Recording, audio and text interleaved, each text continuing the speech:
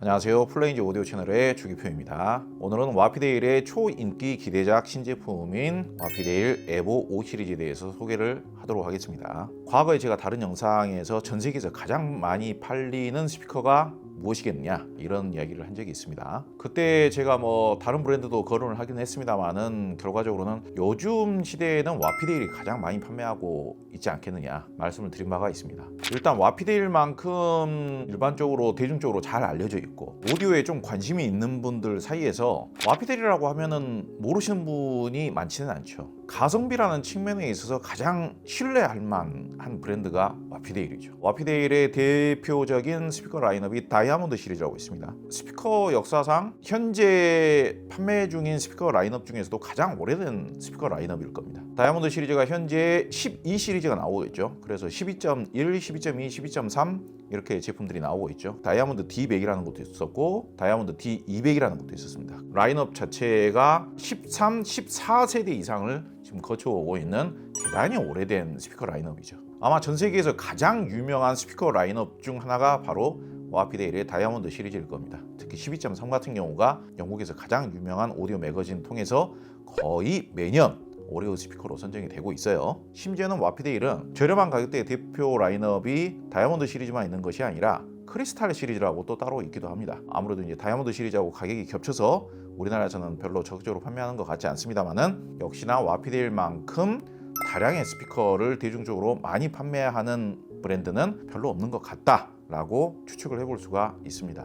그런데 오늘 소개하고자 하는 스피커는 다이아몬드 시리즈보다 라인업 상으로는 한 단계 윈 라인업인데 제품의 수준 자체는 한 두 등급 정도 윗그레이드처럼 느껴지는 에볼루션 시리즈, 줄여서 에보 시리즈라고 부릅니다. 그 에보 시리즈의 5번째 세대 에보 5 시리즈에 대해서 소개를 하도록 하겠습니다. 각 제작사마다 그리고 각 브랜드마다 대표 기종이라는 게 있죠. 하이엔드 기종까지 만드는 회사가 있다고 하더라도 최고가의 하이엔드 제품보다는 합리적인 가격대의 제품이 가장 대표 제품이면서 매출을 가장 많이 내주는 그런 제품이 있는 브랜드가 있는가 하면 반대로 저렴한 제품도 제작을 하기는 하지만은 최고가 제품만 유명하게 잘 팔리면서 인정을 받는 브랜드가 또 따로 있기도 하고 그럽니다. 그런데 와피데일의 경우에는 방금 제가 다이아몬드 시리즈에 대해서 입에 침이 마르도록 칭찬을 하긴 했습니다만 와피데일 제작사 측에서 주장하는 바로는 해외 딜러들이라든지 해외 매거진 이런 쪽에서 하는 이야기를 토대로 했을 때에는 와피데일의 최고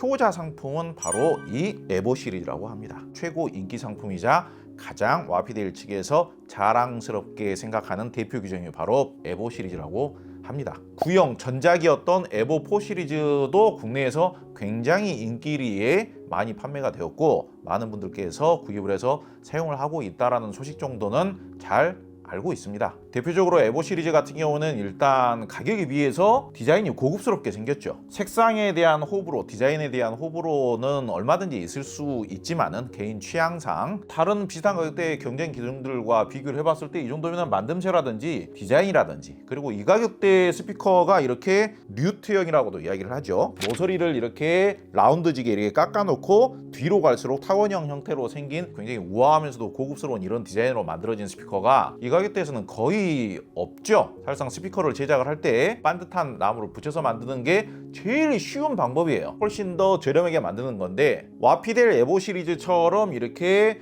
모서리는 다 깎아놓고 전면 베풀의 폭과 후면 베풀의 폭을 비율을 다르게 이렇게 라운드지게 타원형으로 이렇게 제작하는 것은 제작 단가가 많이 들면서도 난이도가 어려운 고급스러운 설계법이자 디자인이라고 말할 수 있습니다. 가장 큰 핵심은 이 대형 AMT 리본 트위터라고 할 수 있겠죠. 얼마 전에 어떤 분께서 이렇게 질문을 하시더라고요. 리본 트위터가 들어가면은 다른 리본 트위터가 들어가지 않은 스피커보다도 해상력이 더 뛰어난 것이군요 말씀을 하시는 분이 계시더라고요. 핵심입니다. 핵심. 그냥 진리라고 보시면 돼요. 자동차 같은 경우에도 디젤 차의 느낌이 다르고 가솔린 차의 느낌이 다르고 거기에서 전기차로 바뀌는 순간 주행 질감이라든지 속도감이라든지 판이하게 달라지지 않습니까? 이 스피커 같은 경우에도 진동을 하면서 주파수를 발생을 시키는 이 진동판이라고 합니다. 이 진동판의 재질, 이 드라이브 유닛의 재질과 방식에 따라서 소리의 스타일이 판이하게 달라지는 겁니다. 이 정도 가격대에서 가장 음질의 변화를 크게 느끼게 해주는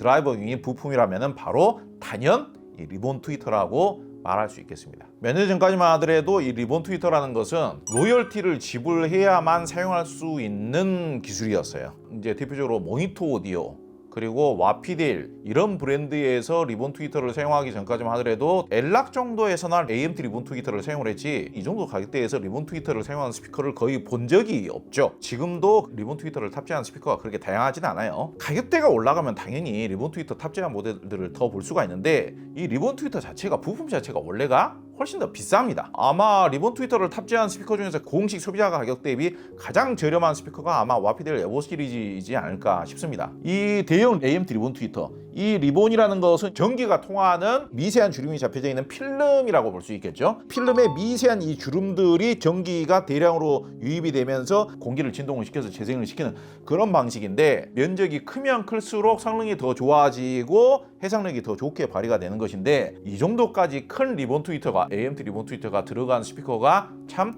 흔치 않아요. 기회가 되면은 제가 와피데일 소속 그룹에 대해서 IAG라는 소속 그룹에 대해서 설명을 따로 하긴 하겠습니다만은, 같은 그룹 내에 있는 뭐 쿼드라든지 이런 회사 같은 경우에도 쿼드 S 시리즈에도 리본 트위터가 들어가죠. 그 쿼드 S 시리즈 같은 경우에는 정가하고는 별개로 일시적으로 지금 저렴하게 판매를 하는 거고, 정규 라인업으로서 전체 라인업이 수입이 되면서 굉장히 인기리에 판매되고 있는 것이 바로 와피데일 에보 시리즈인 겁니다. 정말 1인치 돔 트위터가 들어가 있는 스피커보다도 월등히 뛰어난 해상력과 선명도와 입체감을 누리시기 위해서는 리본 트위터가 탑재된 스피커를 꼭 한 번씩은 경험을 해보시는 게 좋은데, 이 정도 가격대에서 이런 정도의 대형 AMT 리본 트위터가 탑재된 스피커 라인업이라는 것은 와피델 에보 시리즈가 가장 대표적이다라는 것은 분명하죠. 에보 4 시리즈와 에보 5 시리즈는 뭐가 다른가? 크게 뭐가 어마어마하게 많이 달라질 거는 별로 없겠죠. 기본 자체가 워낙 좋았던 스피커이기 때문에 가격도 변한 것은 크게 없습니다. 그런데 분명히 에보 4 시리즈에 비해서 뭔가 개선된 점들이 꽤 확인이 됩니다. 일단 겉으로 봤을 때 디자인이 거의 동일해 보입니다만은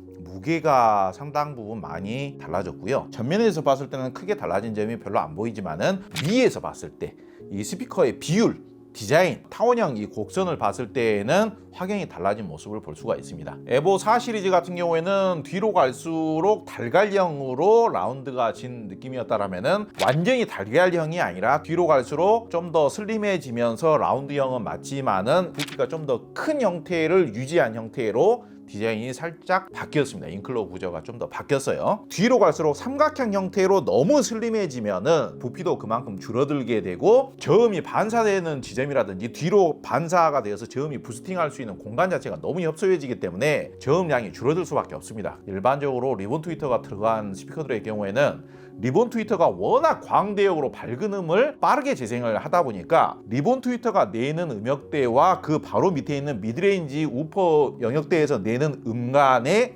이질감이 발생을 합니다. 거의 대부분의 리본 트위터를 탑재한 스피커들이 단점이나 애로사항들이 있어요. 지금 이 스피커 같은 경우도 3웨이로 만들어진 거 아니에요. 밑에 미드레인지를 넣어서 그런 단점을 보완하기 위해서. 다른 브랜드들 같은 경우도 보면은, 특히 모니터 오디오 같은 경우가 리본 트위터 바로 밑에다가 3인치도 아니고 2인치짜리 미드레인지를 탑재를 한다거나 그런 경우들을 좀 볼 수가 있습니다.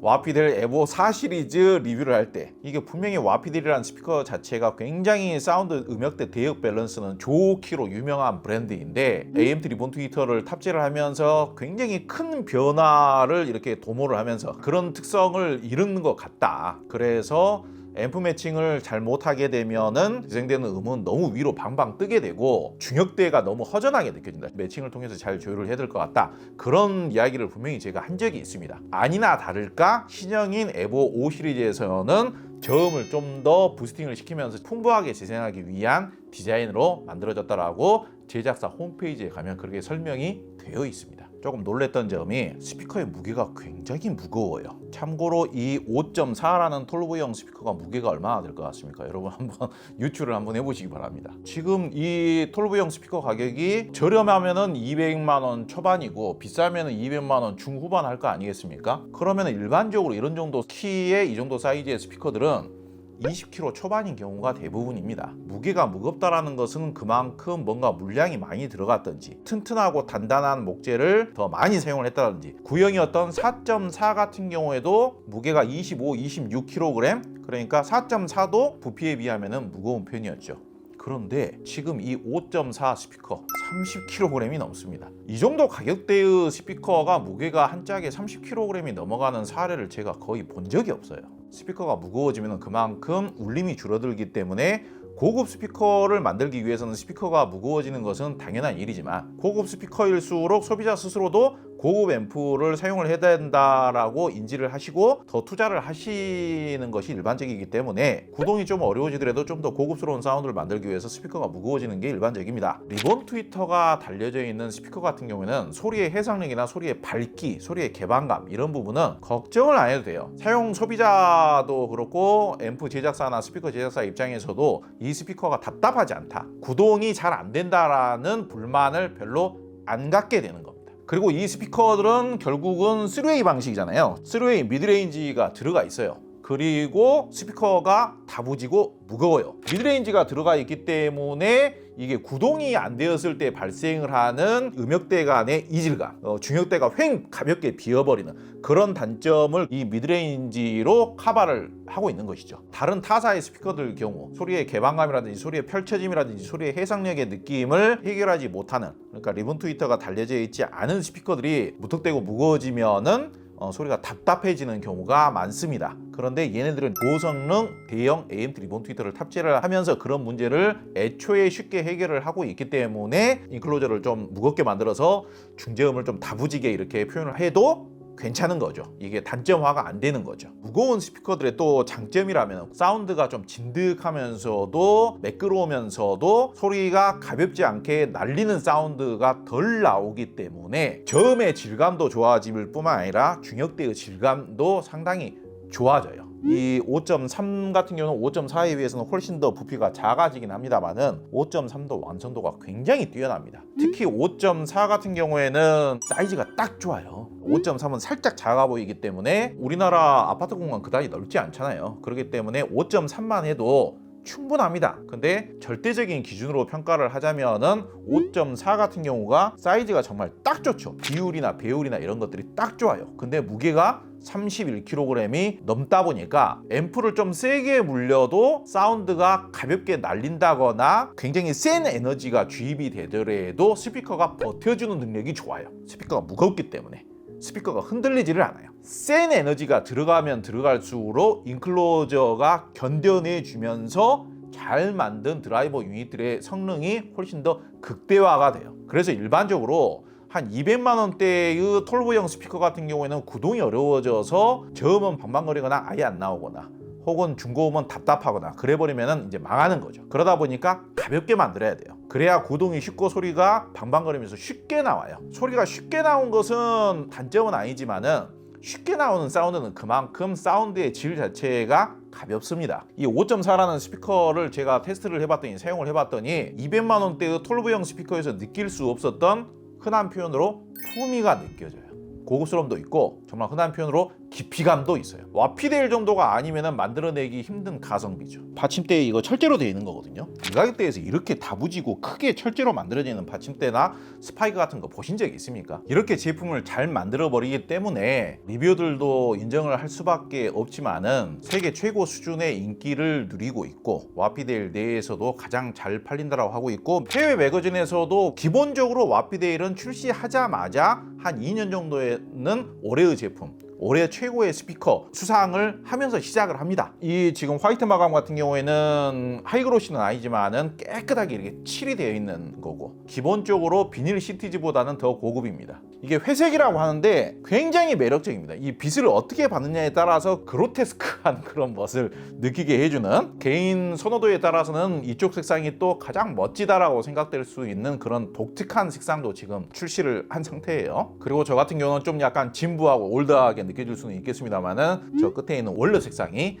가장 저는 제일 괜찮게 보이기는 해요. 시각적으로 보이는 디자인보다 더 중요한 것은 마감 품질이에요. 마감 품질.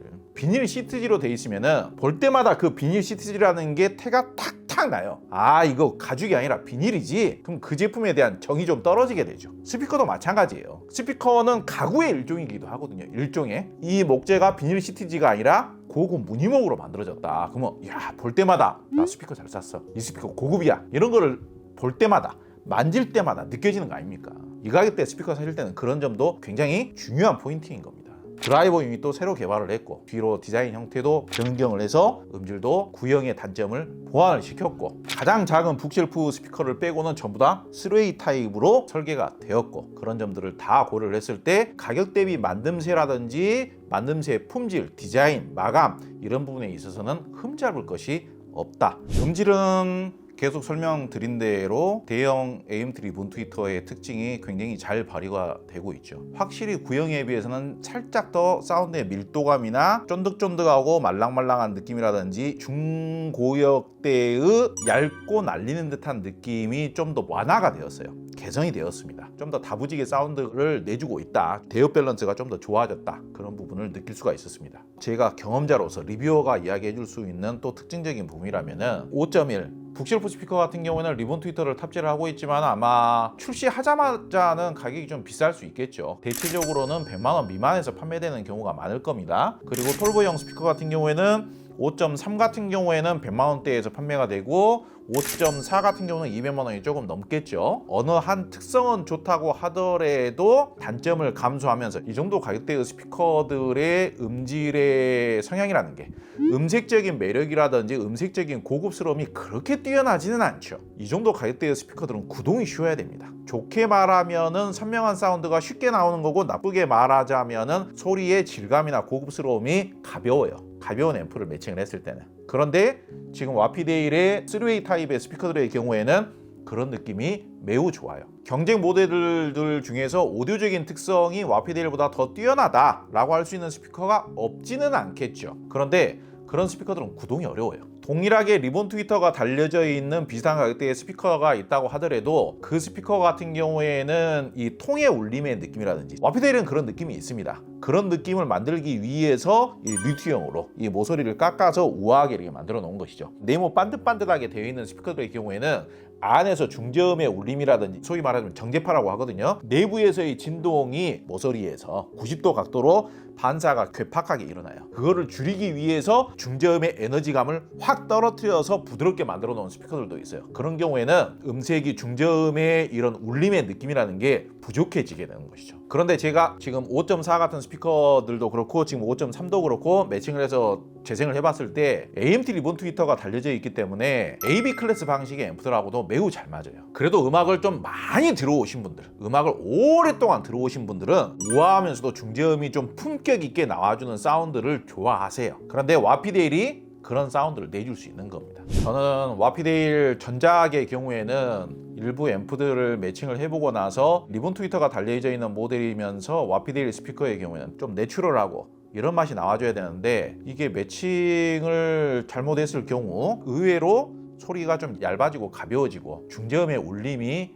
잘 안 느껴지는 경우가 많구나. 그런데 이번 에보 5 시리즈 같은 경우에는 인클로저가 좀 더 단단해지고 무거워지고 울림의 깊이가 좀 더 좋아지고 저음이 다부져지기 위해서는 뒤에가 너무 슬림하게 디자인되면 안 되거든요. 슬림하지 않게끔, 그렇지만은 모서리는 라운드 처리를 해놓은 걸로 그렇게 만들어서 좀 더 다부지면서도 깊이 있고 밀도감 있는 사운드, 그런 사운드를 내도록 제작을 했다. 제 개인적으로는 이 정도 입문용 가격대에서 AB 클래스 방식의 앰프를 이용한 굉장히 따스하면서도 섬세하면서도 소리의 표현력이 풍부한 중저음의 울림의 느낌이 함께 느껴지는, 그러면서도 답답하지 않은 그런 사운드를 만들 수 있는 스피커가 정말 흔치 않았었는데 드디어 제 기준 내에서 만족할 수 있는 스피커가 나와줬다라는 생각이 들어요. 제가 보기에는 이 와피데일 에보 5 시리즈가 다방면으로 히트를 할 것 같고요. 심지어는 홈시어터용으로도 좋고요. 북쉘프 스피커도 상당히 장점이 많은 것 같고, 톨보형 스피커도 가격에 비해서 굉장히 완성도가 높으면서도 지금 이 청음실은 1000만 원짜리 스피커까지도 주로 시연을 하는 공간이거든요. 지금 200만 원대 톨보이 스피커인 5.4로 시연을 했을 때 음질적인 면에 있어서 그렇게 많이 꿀리지를 않아요. 먼저 나간 영상 중에 윈 바이브링크 청음 영상이 있을 겁니다. 거기에서 5.4를 매칭해서 음악을 틀었습니다. 물론 지금 와피델 5.4의 음질을 완벽하게 구현시키는데 윈 바이브링크가 그다지 충분한 만큼의 앰프는 절대 아닙니다. 그냥 참고적으로만 들어보시고요. 다음 영상에서 충분한 만큼 괜찮은 앰프 한 두세 가지 매칭을 해서 들려드리도록 하겠습니다. 오늘 영상은 여기서 마치도록 하겠습니다. 감사합니다.